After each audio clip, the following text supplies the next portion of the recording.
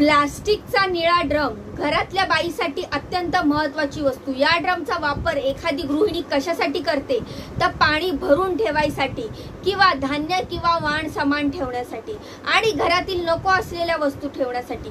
पण मेरठ मधल्या मुस्कानने या ड्रमचा वापर केला तो आपल्या नवऱ्याचे तुकडे करून ठेवण्यासाठी। सौरभ राजपूत हत्या प्रकरण अख्ख्या देशात गाजते, पण त्याबरोबरच चर्चा होते ती या निळ्या ड्रमची। या निळ्या ड्रम वरून आता सोशल मीडियावर अनेक कॉमेडी रील्स देखील व्हायरल होत आहे। मी स्वतः टाकलेली एक कॉमेडी रील्स देखील माझी व्हायरल झालेली आहे।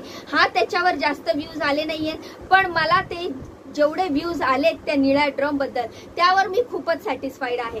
तर या निळा ड्रम जो आहे तो आता खूपच व्हायरल होतो, तर सोशल मीडियावर कॉमेडी रील्स यावर भरपूर व्हायरल होत आहेत। तर हा निळा ड्रम नवऱ्याला मौत का कुवा वाटायला लागलेला आहे। सध्या या निळ्या ड्रमची चांगलीच दहशत आहे, पण हा निळा ड्रम आणि हत्या याचं कनेक्शन आताच नाही तर खूप जुनं आहे।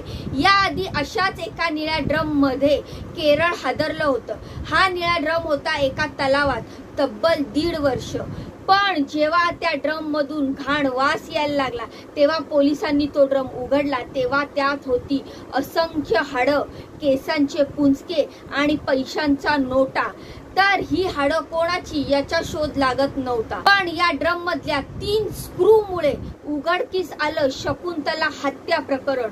2016 मधील केरळ मधलं हे शकुंतला हत्या प्रकरण आहे काय शेरलॉक होम्सलाही चक्कर येईल अशा या हत्या प्रकरणाचा पोलिसांनी छडा लावला तरी कसा याची स्टोरी सांगणारा हा आजचा व्हिडिओ आहे। त्यामुळे व्हिडिओ पूर्ण बघा, व्हिडिओला लगेचच लाईक करा, चॅनलला सबस्क्राइब करा।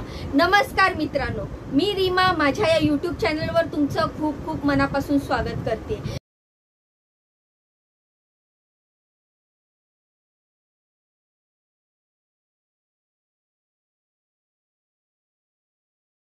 तर केरळच्या एर्नाकुलम जिल्ह्याच्या मार्डू गावातलं एक तलाव, या तलावात लोक मासेमारी करतात। याच तलावात एक निळा ड्रम होता। साधारणपणे 1.5 वर्ष तो ड्रम तिथेच होता। आता साधा निळा ड्रम, त्यात काय असणार म्हणून त्या ड्रम कडे कोणीच बघितलं नाही। पण 8 जानेवारी 2018ला त्या ड्रम मधली मिस्ट्री उघडकीस आली। गेल्या काही दिवसापासून त्या ड्रम मधून कसला तरी घाणेरडा वास येत होता।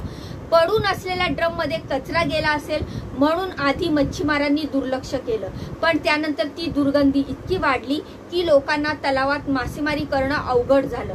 त्यामुळे 8 जानेवारी 2018ला या ड्रम मध्ये नक्की काय आहे हे पाहण्यासाठी लोकांनी पोलिसांना बोलावलं आणि पानगड पोलिसांनी ड्रम पाण्यातून बाहेर काढला। ड्रम खूपच जड होता। हा ड्रम पोलिसांनी फोडला तेव्हा एक हादरवणारी गोष्ट समोर आली। या ड्रम मध्ये होती माणसाची हाडं, विटा, सिमेंट कॉंक्रीटचे तुकडे, अंतर्वस्त्राचे तुकडे, 50 सेंटीमीटर लांबीच्या केसाचे पुंजके आणि 500,000च्या जुन्या नोटा। नक्कीच कोणीतरी हत्या करून ही मृतदेहाची विल्हेवाट लावताना या ड्रमचा वापर केलाय असं स्पष्ट होत होतं। पण ही हाडं कोणाची आहेत, हत्या झालेली व्यक्ती महिला आहे की पुरुष याचा सुद्धा पत्ता लागणं कठीण होतं, कारण त्या ड्रम मध्ये मृतदेहाची ओळख पटेल अशी एकही गोष्ट नव्हती। या केसचा तपास एर्नाकुलम साऊथ सर्कल पोलिसांकडे गेला। पोलिसांनी अज्ञाताविरोधात कलम 302 चा गुन्हा दाखल केला। पोलिसांनी या प्रकरणाचा छडा लावण्यासाठी डॉक्टरांची मदत घ्यायचं ठरवलं। ड्रम मधली हाडं आणि बाकीच्या वस्तू ऑटोप्सीसाठी पाठवण्यात आली। फॉरेन्सिक सर्जन ड्रम मधल्या हाडाचं परीक्षण केलं। ती हाडं एका लांब केस असलेल्या कुमारवयीन मुलाची किंवा मुलीची वाटत होती। मृतदेहाची सगळी हाडं शरीर रचनेनुसार जोडली तेव्हा मृतदेहाची उंची कमी आहे आणि हनुवटीचं हाड छोटं आहे असं लक्षात आलं। त्यामुळे हा मृतदेह 15 ते 25 वयोगटातील मुलीचा असू शकतो असा निष्कर्ष फॉरेन्सिक सर्जनने काढला। आता वय मागे पुढे असलं तरी एक गोष्ट कन्फर्म होती, पण ज्या व्यक्तीची हत्या झाली ती व्यक्ती महिला होती। पण कोण त्या ठिकाणी प्रश्नाचं उत्तर मिळत नव्हतं. नेमकी हत्या कधी झाली त्याचा क्लू सापडत नव्हता. तलावात मासेमारी करणाऱ्या लोकांनी पोलिसांना सांगितलं की हा निळा ड्रम साधारण 1.5 वर्ष तलावाच्या पाण्यात पडून होता. त्यातच 500 किंवा 1000च्या जुन्या नोटाही ड्रम मध्ये होत्या. त्या ड्रम सापडला जानेवारी 2018 मध्ये. तेव्हा 500 आणि 1000च्या जुन्या नोटा केवळ एक कागज के तुकडे समान झाल्या होत्या. त्यामुळे ही हत्या नोटबंदी आधी झाली असावी असाही अंदाज पोलिसांनी बांधला. पण फक्त एवढ्या माहितीवरून हत्या कोणाची झाली हे कळणं अशक्य होतं. एकूण 3 दिवस ऑटोप्सी चालू होती. मृतदेहाच्या प्रत्येक हाडाची तपासणी केली जात होती. त्याच वेळी पोलिसांना त्या हाडामधून एक मोठी आणि महत्वाची लीड मिळाली. 11 जानेवारीला फॉरेन्सिक सर्जनला या हाडापैकी डाव्या पायाच्या हाडातून 3 स्क्रू सापडले. आता स्क्रू वरून एखाद्या हत्येचा शोध कसा लागणार असं वाटेल, पण हे स्क्रू साधे नव्हते. हे 3 स्क्रू फ्रॅक्चर झालेले हाड जोडण्यासाठी वापरलेले होते आणि हे स्क्रू पोलिसांना मृतदेहाची ओळख पटवून देणार होते. सर्जनने नीट बघितलं तेव्हा त्यांच्या लक्षात आलं स्क्रूवर काहीतरी लिहिलेलं आहे, पण ते वाचणं अवघड होतं. मग पोलिसांनी हाय रेझोल्युशन कॅमेरा आणून स्क्रूचे फोटो काढले. 6.5 बायच्या 2.5 सेंटीमीटर स्क्रूवर ते बनवणाऱ्या कंपनीचं नाव होतं. ही कंपनी होती पुण्यातील Pitkar company. Pitkar company orthopaedic सर्जनसाठी लागणाऱ्या वस्तू बनवते. पूर्ण भारतभर पिटकर कंपनीचे डिस्ट्रीब्युटर तसेच स्क्रू आणि स्क्रूच्या बॅचवर नंबर देखील होता 119081. यामुळे प्रकरणात पोलिसांना आता 2 गोष्टीचा शोध लागला होता. एक तर हत्या नोव्हेंबर 2016च्या आधी झाली आहे आणि हत्या झालेल्या व्यक्तीच्या पायाचं ऑपरेशन झालं होतं. पोलिसांनी लगेचच पिटकर कंपनीशी संपर्क करून तपास करायला सुरुवात केली आणि केरळमध्ये पिटकर कंपनीचा एकच डिस्ट्रीब्युटर होता. पोलिसांनी 5 तुकड्या बनवल्या. 2016ला केरळमध्ये कोणाच्या डाव्या पायाची सर्जरी झाली होती हे शोधायला सुरुवात केली. पिटकर कंपनीनं त्या स्क्रूच्या बॅचमध्ये 2016ला 161 स्क्रू तयार केले होते. त्यातले 155 स्क्रू महाराष्ट्र आणि गुजरातमध्ये विकले होते. त्यामुळे मृत व्यक्ती महाराष्ट्र किंवा गुजरात मधली असावी आणि कामानिमित्त केरळला आली असावी असा संशय पोलिसांना आला. मग पोलिसांनी 3 लोकांची नावं समजली ज्यांच्यावर कोची जवळच्या VKM हॉस्पिटलमध्ये सर्जरी करण्यात आली होती. त्या सर्जरीसाठी पिटकर कंपनीचा सेम बॅचचा स्क्रू वापरण्यात आलं होतं. पोलिसांनी आपला तपास या 3घांवर फोकस केला. या 3घांची नावं होती शकुंतला वय वर्ष 60, सूर्या वय वर्ष 26 आणि सोनी वय वर्ष 43. हॉस्पिटल मधल्या रेकॉर्ड्स वरून पोलिसांच्या असं लक्षात आलं की ते स्क्रू शकुंतलाच्या सर्जरीसाठी वापरले होते. पोलिसांनी एका प्रकारे गवतातून सुई शोधून काढली. 1.5 वर्षापूर्वी हत्या झालेल्या व्यक्तीचं नाव शकुंतला होतं. शकुंतला एर्नाकुलम जिल्ह्यातील गावची. 1 सप्टेंबर 2016ला शकुंतलाला एका लॉरीने धडक दिली होती. या ऍक्सिडेंट मध्ये शकुंतलाचा डावा पाय फ्रॅक्चर झाला. VKM हॉस्पिटलमध्ये तिच्या पायाच्या गोट्यावर स्क्रू इम्प्लांट करून सर्जरी झाली. 15 डिसेंबरला शकुंतला हॉस्पिटलमधून डिस्चार्ज झाली. ही माहिती पोलिसांना मिळाली. पण पुढचा प्रश्न होता शकुंतलाची हत्या कोणी केली. पोलिसांनी हॉस्पिटलमधल्या रेकॉर्ड्स मध्ये शकुंतलाच्या मुलीचं नाव कळलं. तिचं नाव होतं अस्वती. पोलिसांनी अस्वतीची चौकशी केली. त्यात पोलिसांच्या असं लक्षात आलं की या दोघी मायलेकींचं सुरुवातीला एकमेकींशी पटत नव्हतं. धक्कादायक म्हणजे आपली आई गेल्या 1.5 वर्षापासून बेपत्ता आहे हेच अस्वतीला माहित नव्हतं. अस्वतीच्या चौकशीतून 2016 मध्येच अस्वतीनं नवरा सुधीर सोबत घटस्फोट घेतला होता. मग अस्वती TM सजित नावाच्या एका माणसासोबत राहत होती. तिच्यासोबत तिची 2 मुलंही होती. सजित एर्नाकुलम इथल्या society for prevention of animal cruelty मध्ये काम करायचा. पण आश्चर्याची गोष्ट म्हणजे 8 जानेवारी 2018ला तलावात हा निळा ड्रम सापडल्याची बातमी आली आणि त्याच्या दुसऱ्याच दिवशी म्हणजे 9 जानेवारीला सजितचा हार्ट अटॅकनी मृत्यू झाला होता. त्यामुळे त्यामुळे पोलीस अजूनच चक्रावले। या दोन्ही घटनांचा काही संबंध आहे का हे पोलिसांना शोधायचं होतं। या केसची मिस्ट्री प्रमाण शकुंतलाच्या आयुष्याचं एक गूढ होतं। शकुंतलाचे आई वडील कोण आहे हे तिलाही माहित नव्हतं। सरस्वती अम्मा नावाच्या बाईला लहान शकुंतला तिच्या तळाच्या पायऱ्यांवर सापडली होती। आपली चौथी मुलगी म्हणून सरस्वती अम्मानं शकुंतलाचा सांभाळ केला।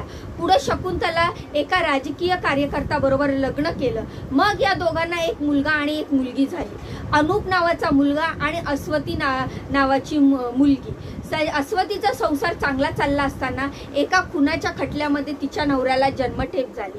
2008 मध्ये अस्वतीने सुधीर सोबत पळून जाऊन लग्न केलं होतं।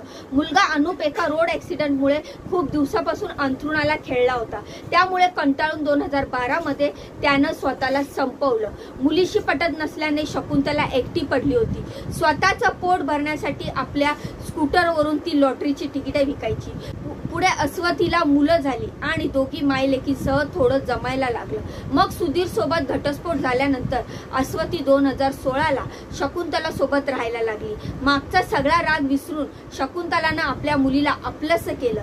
पण सप्टेंबर 2016 ला पायाचं ऑपरेशन होऊन घरी आल्यावर 19 सप्टेंबरला शकुंतलाला कांजण्या आल्या आणि ती आजारी पडली। जेव्हा आपल्याला आणि आपल्या मुलांना इन्फेक्शन होऊ नये म्हणून अस्वती जवळच्या एका लॉजवर राहायला गेली। 26 सप्टेंबर अस्वती मुलांसोबत घरी आली तेव्हा तिला शकुंतला घरी दिसली नाही। त्यावेळी सजित तिला म्हणाला की अस्वती मिशनरी नर्सेस सोबत उत्तर भारतात गेली आहे। आपली आई आपल्याला न सांगता परस्पर कशी निघून गेली ही गोष्ट तिला सजित कडून कळली। तरीही अस्वतीला संशय कसा आला नाही असा प्रश्न पोलिसांनी तिला विचारला। तेव्हा सजितचा आणि तिच्या मुलांच्या भल्याचाच विचार करायचा। माझी आई शकुंतला ही ओळखत होती त्यामुळे त्याच्यावर संशय येण्याचा प्रश्नच नव्हता असं अस्वतीने पोलिसांना सांगितलं। आता एक गोष्ट क्लिअर होते की शकुंतला सोबत काय झालं हे सजितला माहित होतं, पण त्यानंच शकुंतलाची हत्या केली का याची चौकशी करायला सजितचा मृत्यू झाला होता। पण हे काम एका माणसाचं नसणार नक्कीच, यात काही लोकांचा हात असणार हे पोलिसांना माहित होतं। मग पोलिसांनी सजितच्या मित्रांवर लक्ष ठेवलं। त्यातला एक मित्र सुरेश रिक्षा चालवायचा। त्याची चौकशी केली तेव्हा सुरेशनी पोलिसांना सगळं काही सांगितलं आणि शकुंतला हत्या प्रकरणाचं धक्कादायक वास्तव समोर आलं। सजित सुरेशला आपल्या सासूच्या घरी पाणी साठवायला ड्रम हवाय असं सांगितलं तेव्हा ओणमच्या काळात मी तो ड्रम साजितला दिल्याचं सुरेशने पोलिसांना सांगितलं। याच काळात शकुंतला गायब झाली होती। यावरून पोलिसांचा सजितवर अजूनच संशय बळावला। शेवटी सजितच्या 4 मित्रांनी सजितला मदत केल्याची कबुली केली। त्याच्या महेश नावाच्या मित्राची पिकअप व्हॅन होती। महेशने पोलिसांना सांगितलं की सप्टेंबर 2016 मध्ये सजितला एका ड्रमची विल्हेवाट लावायची होती। जेव्हा आम्ही सगळे मित्र उद्याम पेरूच्या शकुंतलाच्या घरी गेलो, सजित म्हणाला या ड्रम मध्ये जनावरांच्या हाडापासून इरिडियम बनवायचं वेस्ट आहे, त्यामुळे आपल्याला रात्रीच हा ड्रम कोणाला न कळता टाकून द्यायचा आहे। तेव्हा 24 सप्टेंबरच्या रात्री आम्ही तो ड्रम तलावात टाकायला गेलो। ड्रम टाकल्यावर एका एटीएम मधून सजितनं पैसे काढले अशी माहिती महेशने दिली। शकुंतलाची हत्या सजितने केली पोलिसांना कळलं होतं, पण आता महत्वाचा प्रश्न होता सजितनं शकुंतलाला का संपवलं। लगेचच पोलिसांना चौकशीत या प्रश्नाचं देखील उत्तर मिळालं। जेव्हा अस्वस्थ ही घटस्फोट घेऊन 2016 ला शकुंतलाकडे राहायला आली तेव्हापासून सजित शकुंतलाच्या घरी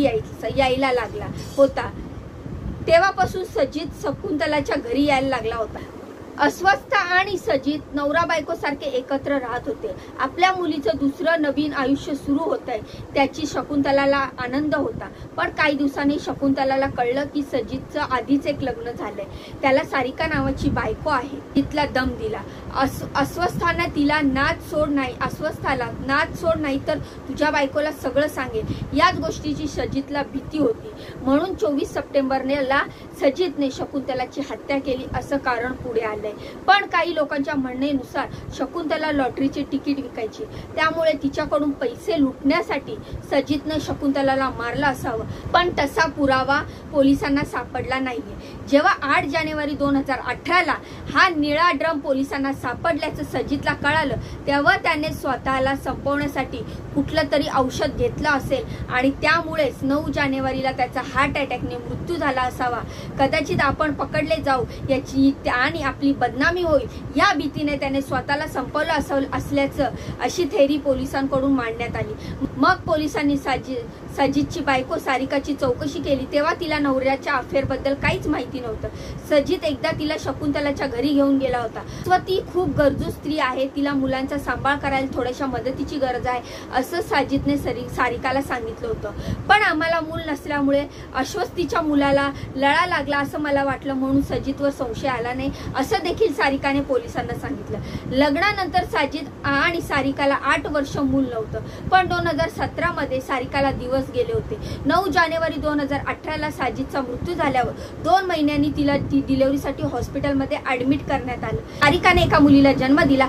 तब्बल 8 वर्षांनी पण आपल्याला फसवत सजितचे बाहेर दुसऱ्या स्त्रीशी संबंध होते इतकं सारिकाला सतत बोचत राहिलं। त्याच्यावर आपण इतका विश्वास टाकला, ज्याला आपण सर्वस्व मानलं, त्याच सजितने आपल्या आईची हत्या केली। हा धक्का अस्वस्थीला सहन न होणार होता। आपल्या आईच्या मृत्यूसाठी ती स्वतःला देखील दोषी समजत होती। सजितचं सत्य ना सारिकाला माहित होतं ना अस्वस्थीला। ते माहित होतं ते फक्त शकुंतला, ज्याची किंमत तिला जीव देऊन चुकवावी लागली। तर या सगळ्या प्रकरणाचा खुलासा पोलिसांनी फक्त त्या 3 स्क्रूमुळे केला। तर या सर्व माहितीबद्दल तुम्हाला काय वाटतंय, तुमच्या काय प्रतिक्रिया आहेत मला कमेंटच्या माध्यमातून नक्की सांगा। जाण्याआधी व्हिडिओला लाईक करा, चॅनलला सबस्क्राईब करा। भेटूया पुढच्या व्हिडिओमध्ये अशीच दमदार महत्त्वपूर्ण माहिती घेऊन। तोपर्यंत स्वतःची काळजी घ्या। बाय बाय आणि नमस्कार।